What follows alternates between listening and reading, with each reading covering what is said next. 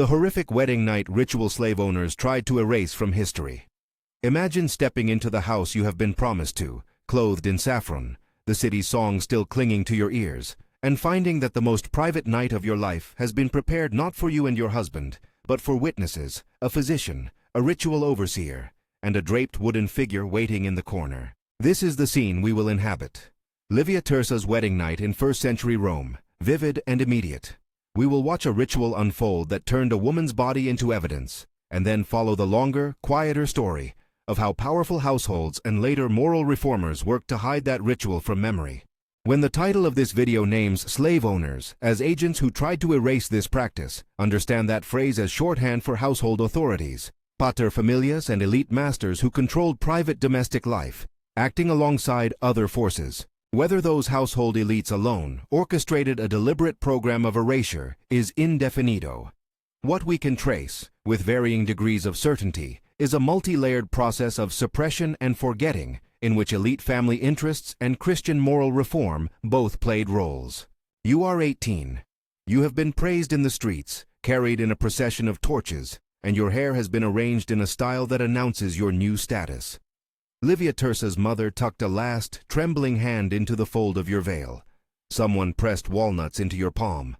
The thrumming of neighbors' songs fades at the threshold. Flowers scent the air. The pronuba, the woman appointed to lead you into marriage, guides you by the arm. He, Marcus Petronius Rufus, stands on the other side of the threshold in his tunic, expecting you to cross from his family's control into his, a legal and social transfer as much as a personal one. The public parade of the wedding, the chanting, the saffron veil, the necklaces, the toasting of the household gods, shapes a joyful picture for the neighborhood and the magistrates who record births and deaths. But this public performance is only the opening act. Behind the closed doors of the domus, rituals designed to produce legal proof await. These rites are not a private quarrel between two lovers. They are a bureaucratic technology embedded in Roman family law, an apparatus that could determine whether children born later would inherit, whether a wife's dowry would be returned, whether a marriage would stand in court. If the hidden realities of history draw you in, subscribe and stay with me through this reconstruction. We can imagine Livia's footsteps on the threshold stones, the small sound of fabric sliding, the smell of oil lamps and wax. She is led into an inner room where a small group is waiting. The pronuba, a physician or midwife summoned for the night. 2 witnesses from the household. Perhaps 1 or more enslaved hands trained to attend to domestic rites. Draped in coarse cloth and tucked beneath a shawl in an alcove, there sits a wooden figure. The statue's presence is at once comic and obscene by our standards. A crude representation of male genitalia, wrapped in linen as if to preserve its modesty, an emblem of a god whose name rarely appears in polite company, Mutinus Tutinus. For Romans who permitted the god, the figure performed a symbolic function, and for the household it served as part of a ritual sequence that linked the act of union to the proof of union. Names in the sources vary and the details are uneven. Varro, an antiquarian of the late Republic, alludes to obscene household gods and popular rites. Christian polemicists such as Augustine, Arnobius, and Lactantius condemn obscene practices among the pagans and describe family rites with moral indignation. Roman medical writers, including Soranus and others whose fragments we consult through later compilers, provided clinical observations about female anatomy and virginity that were sometimes pressed into service in legal contests. From these scattered references, and from the patterns of legal procedures recorded elsewhere in Roman jurisprudence and case law, historians piece together sequences that can be reconstructed with caution. A ceremonial seating on the phallic object, a ritual washing, an examination by a medical attendant, and the recording of testimony. Why such a ritual? The short, blunt legal logic of Rome helps explain it. Roman families operated within a system where property, inheritance, and legitimacy were central. Children's rights to inheritance turned on their recognized status. If a child was born within a marriage that was publicly and juridically valid, the child could inherit. If the marriage was disputed or the husband later denied consummation, the child's status could be challenged. The household could function like a little court. Rituals, witnesses, and written records were the means by which private acts were converted into public proof. In that system, the body became evidentiary. Virginity and consummation were not purely matters of intimacy but facts that could support or void legal claims. That legalism explains, though it does not excuse, the ritual's design. A bride's virginity and the fact of consummation mattered for dowries and for the legitimacy of heirs. If a marriage was contested, a husband might claim the marriage had never been consummated to seek annulment and reclaim a dowry. Conversely, the wife's natal family might require proof that consummation had happened to ensure children's legitimacy and secure the in-laws' obligations. To produce such proof, households used the same mechanisms they used for any transaction: witnesses, physical tokens, and expert testimony. The witness that a man mounted his wife in the privacy of the bedroom held weight only if corroborated. A medical examination, recorded and attested, gave a stronger veneer of objectivity. The mechanics, as far as we can reconstruct them, were methodical. The procession into the house concluded at a modest inner chamber where a small number of people were present and where the ritual objects were kept. The pronuba's role was to oversee the proper performance of the marriage rites.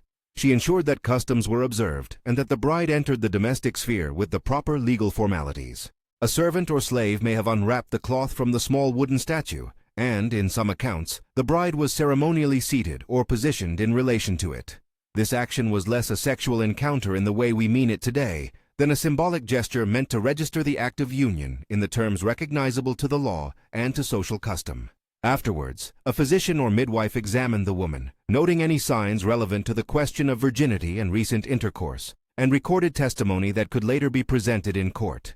A formal note could be written, witnesses attested. These items could be used to construct a persuasive narrative in case disputes about dowry or legitimacy arose.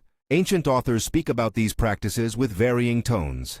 Varro, who catalogued Roman customs, treated many rites as populist traditions that required explanation rather than moral scorn.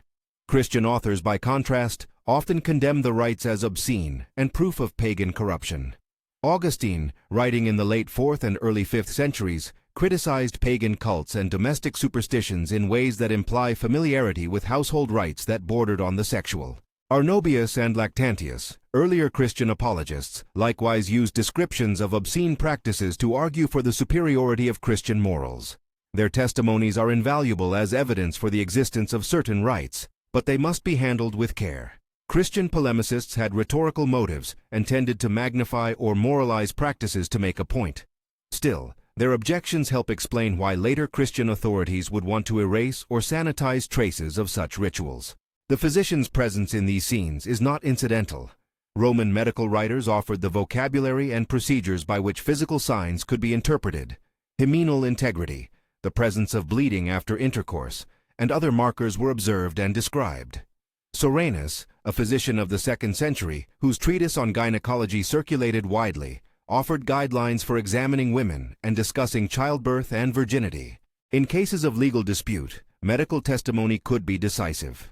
A physician's note about a woman's body, appended to a household's testimony, might be read in court to bolster a claim that a marriage had been consummated, or that a woman was not a virgin at the time of marriage. Such evidence mattered for the distribution of property. Even with that logic, the human cost is clear. Picture Livia, seated on a hard chair in a room drenched in lamplight, expecting intimacy, and finding instead a ritual that turns her into a point of law. We can imagine her fingers closing on the walnuts given to distract her earlier in the day. We can imagine her mouth drying, her pulse quickening. She has no affirmative right to refuse in that moment. The household has arranged the sequence, sought the witnesses, and expects her to cooperate. We must be careful not to read into her inward life anything more than what the sources allow. We can say, with empathy and plausibility, that she likely felt fear and disempowerment. We can also say that for many Romans, the ritualized gestures were normal, part of the choreography of marriage. Normalcy for contemporaries does not mean consent in our terms, but rather a social grammar that made certain things routine and therefore unremarked in many accounts. It is tempting to imagine courtroom scenes in vivid detail. A husband later claiming non-consummation, a dowry being demanded back, a mother-in-law testifying in the forum, a physician presenting a written note. Roman courts did adjudicate such matters. Jurists discussed evidence, transmission of property, and the status of children. The legal record survives only in fragments and later commentaries, but enough references exist to suggest that the judicial system required forms of proof, and that these domestic rights could be mobilized into legal claims. The ritual was thus a technology for creating evidence when property and inheritance were at stake. We should pause to be precise about terms. Consummation, consummatio, is a Roman legal concept shorthand for the completion of the marriage in a way that establishes marital relations and any procreative claims. Manus refers to the control a husband exercised over his wife in certain legal forms of marriage. Not every Roman marriage placed a wife completely under her husband's manus, but the social reality was one of male authority in many households. Paterfamilias denotes the male head who retained legal powers and controlled family property. These terms help explain why evidence of consummation mattered. Under Roman law, family property and the transmission of status and wealth depended on recognized familial relationships. At the same time, ritual need not have been universal in form. Scholars debate the frequency and precise mechanics of phallic statue seating and medical inspection. Some ancient authors mention obscene household gods and public rites where phallic imagery appeared. Others are silent. The physical remains, small wooden phallic carvings or representations in paintings, survive irregularly and are often ambiguous in context. Archaeology reveals phallic imagery in many settings: street lamps, amulets, wall paintings, and even household shrines intended to ward off the evil eye or attract fertility. Whether these objects played a standardized role in wedding night verification across Rome is debated. Some regions and households likely kept peculiar local customs. Others may have done nothing of the sort. This is one place to say plainly, practices varied, and some of the assertions about uniformity are indefinido. Consider the draped figure itself. Mutinus Tutinus is not as famous as Minerva or Jupiter in our histories, but in the fragments we have he appears as a figure associated with fertility and sexual function. References to the god in the literature are fragmentary, and later Christian writers took pleasure in naming such deities to demonstrate pagan excess. In some house shrines, small representations of phalli seem to function apotropaically, warding off misfortune or fostering fertility. Whether every household used the figure in a legal ritual examination is uncertain, yet multiple sources suggest that some communities used symbolic, even erotic objects in rites that linked fertility to civic and familial welfare. If the practice involved a physician's signature and the attestation of witnesses, the records could theoretically survive. In practice, private household documents rarely did. Important legal and civic records might be kept in public archives, but intimate household notes and the marginalia of family life were ephemeral. This ephemerality helps explain a silence in the record. We have few first-person testimonies from brides like Livia. Most surviving accounts come from men writing religiously, legally, or polemically, often centuries later. Where a Christian apologist names a scandalous rite, he does so to prove a point, that pagan rites were decadent, and he is not neutral evidence. Jurists mention the procedural importance of witnesses without providing ethnographic detail about what happened in bedrooms. Why then did traces of these rites fade so completely from cultural memory? The answer is not a single actor systematically erasing a practice, but a confluence of pressures. First, changing norms. As the Roman Empire Christianized, new moral ideals about marriage, privacy, and sexual propriety came to dominate elite discourse. Christian leaders promoted marriage as a sacred spiritual union. They condemned rituals that they saw as superstitious or obscene. That condemnation often meant derision, and in some cases, the physical removal of objects associated with pagan ritual. Temples were repurposed, statues smashed or buried, and household shrines could be removed or hidden. Archaeology records examples of damaged statuary and the sudden disappearance of certain iconographies from elite homes. Second, elite families had incentives to conform. As the cultural center of gravity shifted, aristocratic households adjusted their outward behavior to maintain status. For an elite family that owned many slaves and managed complex inheritance concerns, it might be expedient to downplay or eliminate ritual elements that could expose them to moral censure or complicate legal narratives under new norms. Whether they consciously set out to erase the ritual as a deliberate project is indefinito. What is more certain is that households controlled what remained within their private walls, and their decisions shaped the historical record. If a family disposed of a wooden phallus, plastered over a wall painting, or reframed a wedding as a purely spiritual union, future generations would find different evidence, or none at all. Third, the nature of textual transmission favored erasure. Many Roman manuals, household records, liturgies, and even plays did not survive the late antique period intact. Manuscripts were copied selectively. Christian scribes prioritized texts that supported orthodoxy and moral instruction. Manuscript culture meant that texts deemed irrelevant, obscene, or dangerous could simply go uncopied and thus be lost.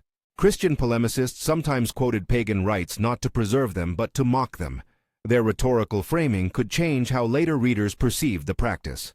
The result: a patchy textual record in which some aspects of domestic life are exaggerated in polemic and others are reduced to silence. There is also the question of agency. The title names slave owners as those who tried to erase the ritual. Household elites who owned slaves certainly had the practical power to remove objects and to alter domestic practice. They could instruct slaves to hide or destroy objects, to retell family traditions differently, or to refuse to testify to earlier customs. In that sense, many so-called slave owners had the means to participate in the ritual's disappearance. But whether they acted in a coordinated campaign to erase the ritual for ideological reasons is indefinito. More plausible is a mosaic of motives. Some families purged objects because they embraced Christian sensibilities and wanted to display piety. Others did so to avoid shame or legal complication, and others simply allowed older customs to fall out of use as tastes changed. The Christian institutional push to condemn and remove pagan practices worked hand in hand with elite household decisions, and with the slow attrition of oral traditions to produce the silence we observe. A quiet but essential piece of the picture is the role of slaves themselves. Enslaved people staffed the household and controlled the movement of objects. They could have been the agents of concealment or destruction of ritual items, acting on orders or quietly reshaping the domestic landscape according to their survival strategies. But the record barely preserves their voices, and where it does, their testimony is mediated by their owners or by legal cases that cast them as witnesses. The moral complexity deepens. The same households that placed enslaved people at the center of domestic ritual could also use them as custodians of silence. Archaeology offers fragments that both confirm and complicate the textual record. Excavations in Roman homes reveal small shrines and representational objects that suggest practices connected to fertility and protection. Wall paintings sometimes show weddings, fertility symbols, or domestic cults. The archaeological presence of phallic imagery, carved amulets, painted symbols, suggests that such iconography was common and public in some contexts. Yet the contexts are often ambiguous. A carved phallus might function apotropaically in the street, as well as privately in the home. Damage to statues and the phenomenon of deliberate defacement in the late antique period provide physical evidence of religious change. When a statue's face is smashed, or a coin hoard is buried beneath a later wall, we glimpse active choices about what to preserve and what to destroy. Turning back to textual testimony, Augustine's writings condemn many pagan practices and offer glimpses of household religion reinterpreted through Christian morals. He is useful as an index of certain practices rather than as an impartial ethnographer. Arnobius and Lactantius likewise name and rail against rites that modern scholars link to household fertility cults. Roman jurists, including later compilers of classical law, the digest in Justinian's compilations, discuss the legal consequences of consummation and the evidence required in disputes. This legal material demonstrates that the law required proof and that private rights, or the documentation generated by them, could be mobilized in litigation. Medical writers supply the language of the body that jurists and litigants used. They provided doctors with the vocabulary to describe physical signs relevant to virginity and childbirth. Bringing these genres together, legal treatises, medical manuals, and polemical theology, gives us a composite, if incomplete, image of the ritual system. The emotional center of the story is not legal theory, but Livia. We can reconstruct only so much about her interior life, but we can say what the ritual did to her social standing. If she cooperated in the ritual, and a physician's note later corroborated consummation, her status as a legitimate wife was secure, and her children's claim to inheritance strengthened.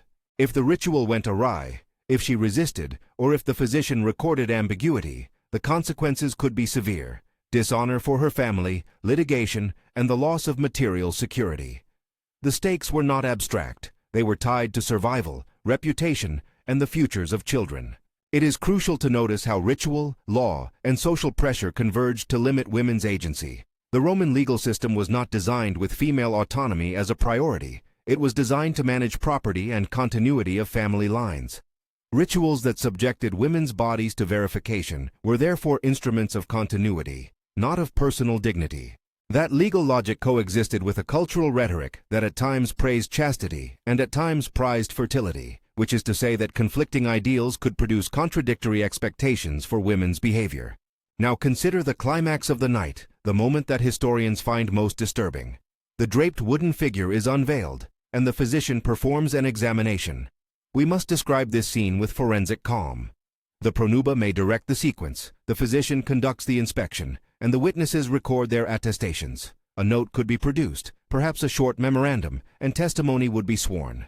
For the household, the procedure served a protective purpose. It created a trace that could be used if disputes arose. For Livia, it meant surrendering bodily privacy to a public function. For modern ears, that is horrifying. For many Romans, it was a legal precaution. We should emphasize restraint here. The sources do not permit explicit enumerations of acts beyond the rehearsed gestures scholars have reconstructed. There are no preserved diaries from brides describing sexual intimacy in detail, and when ancient writers mention such rites, their language is often euphemistic or polemical. Where evidence is ambiguous, historians mark it so. We are not inventing. We are reconstructing a probable sequence from scattered testimonies and the logic of Roman law. After that night, the story continues over decades and centuries in the slow work of memory. The household chooses how to tell the tale.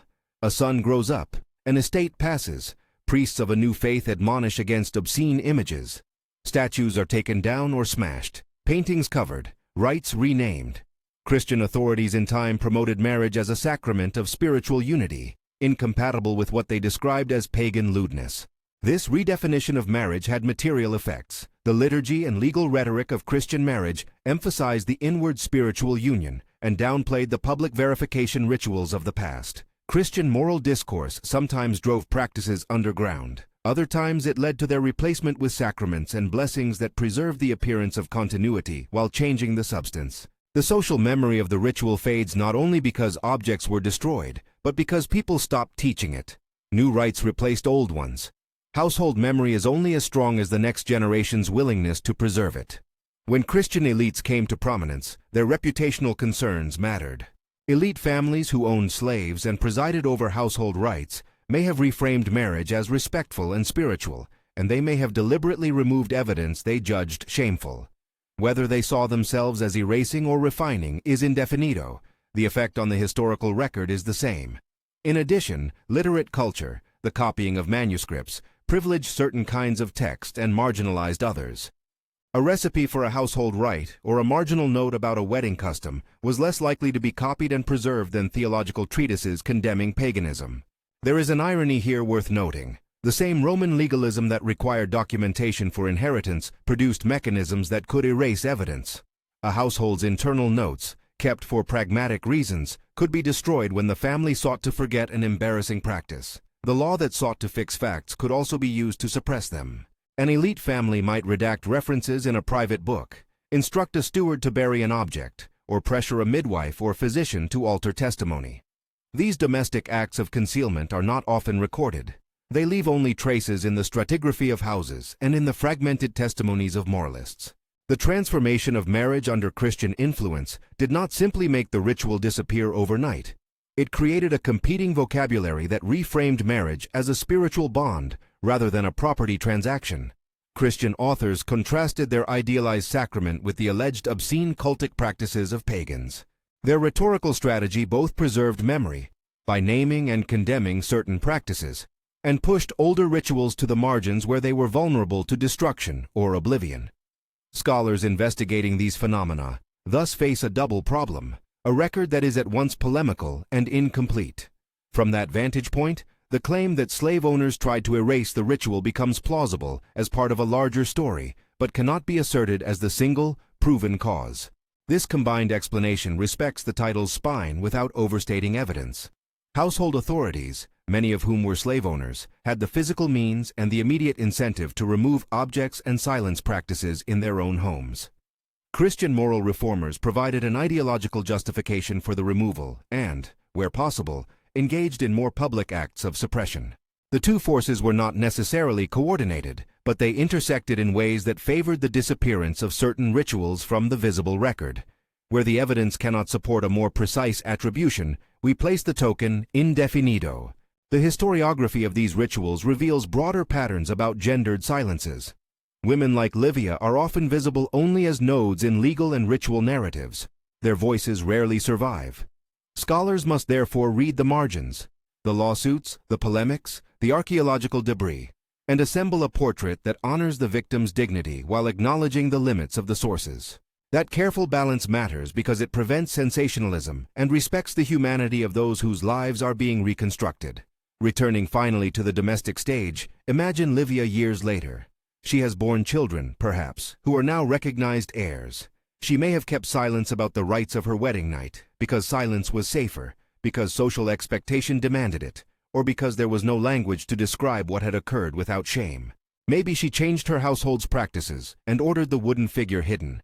Perhaps a later generation cleared it away entirely. The absence of direct testimony from her is a kind of historical violence. The ritual reduced her to a piece of evidence, and future silence reduces her again. What are we to learn? First, that civilization and brutality can coexist. A legal system that produced precise procedures for property and lineage could also produce mechanisms that objectified bodies.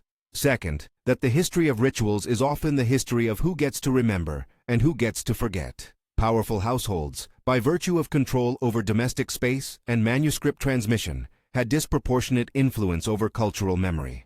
Christian authorities, wielding new moral frameworks and institutional power, participated in remaking the past. Third, that when sources are ambiguous, responsible history must mark uncertainty. Indefinito is preferable to invention. The neglected pieces of this story have consequences for how we think about historical agency. Erasure is not always dramatic. It is often domestic and quiet. A statue buried beneath a hearth, a wall painting plastered over, an oral tradition no longer told. Slave-owning elites could have been complicit in these quiet acts of forgetting, simply by deciding which objects to keep and which to discard. They were not necessarily acting under a formal program to erase the ritual. Instead, they were more often responding to shifting moral economies and reputational concerns. Christian moral reformers, for their part, were explicit in their desire to eradicate rites they deemed obscene. Their sermons and writings helped create the moral climate in which households felt compelled to conceal or abandon older practices. As we leave Livia's night and step back into the sweep of history, the silence that remains is itself telling. The rituals that made bodies into evidence were part of a social apparatus aimed at securing property and lineage. That apparatus placed enormous burdens on women and exploited domestic power dynamics in a way that speaks to perennial questions about privacy, autonomy, and the law. The work of historians is to translate that past without erasing its victims, to show how legal sophistication can coexist with systemic dehumanization. If this account unsettled you, tell us where you're watching from and which part disturbed you most. Share this video so these women's silences are returned, however imperfectly, to the light. We end with one final, sober thought. The disappearance of the ritual from common memory was not inevitable. It was the result of choices made by households, by new religious authorities, and by an archival process that favored some voices over others. Naming slave owners in the title is not an accusation that they alone organized a campaign of erasure. It is a recognition that household elites, often slave owners, controlled the private spaces where rituals took place and therefore bore responsibility for what remained and what was hidden. The broader responsibility includes the institutions that reframed marriage and the cultures that found certain objects too shameful to preserve. Together, these forces produced the historical silence we confront today. Livia Tersa, like countless other women of her time, is visible to us only in fragments. A veil, a walnut, a faint archaeological imprint, the indignation of moralists, the dry language of jurists, and the practical notes of physicians. In piecing these fragments together, we do not restore her fully, but we honor her by insisting on the complexity of the past, its routines and its violences, its bureaucracies and its intimacies, its visible pageants and its hidden rituals. The story of that horrific wedding night is thus also the story of how power selects memory.